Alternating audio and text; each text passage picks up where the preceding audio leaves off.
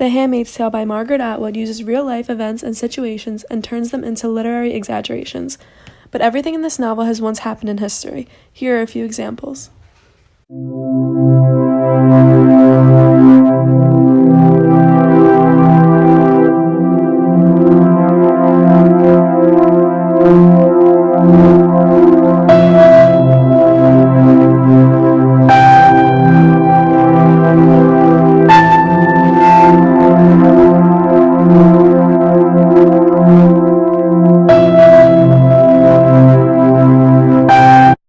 So in many interviews, Atwood's main concern was the backlash of women's rights that took place in the 1980s.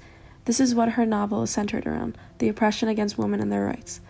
All of the progress that they made in gaining equal rights towards men were taking backward steps. For example, in 1980, the Republicans withdrew their support for the Equal Rights Act, preventing its ratification. Atwood's technique was using these real-life instances and forming a dystopia of what the futuristic world will look like if action is not taken. Atwood also wants to see what happens when certain attitudes about women are taken to their logical conclusions, which is what made her story into what it was.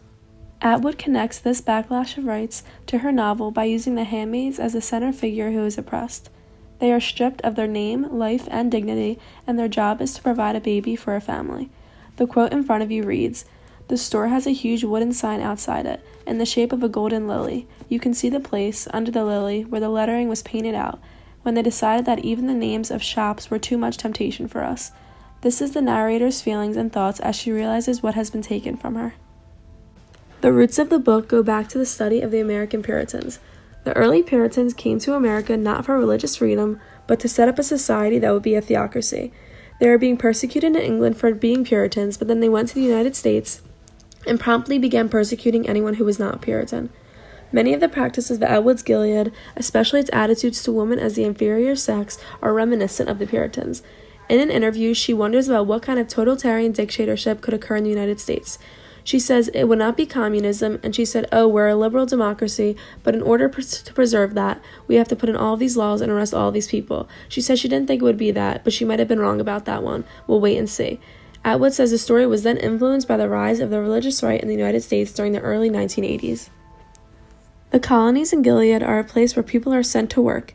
It is full of radioactive waste, chemicals, and hard working conditions, which is the cause of all of the pollution that is causing fertility rates to drop in the society that Atwood created.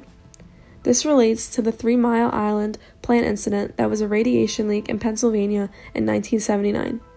Atwood decided to blame pollution for the spontaneous miscarriages and birth defects that were occurring. During the 1970s, prisoners in the Soviet Union were forced to do manual labor in uranium mines to gather enough material for their arsenal of atomic bombs.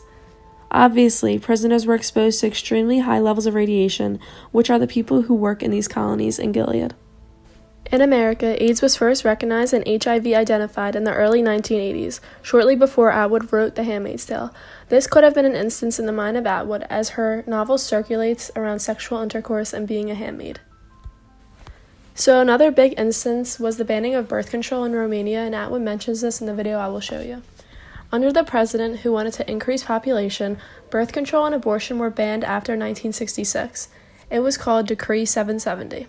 Romanian women of age were expected to have 5 children each.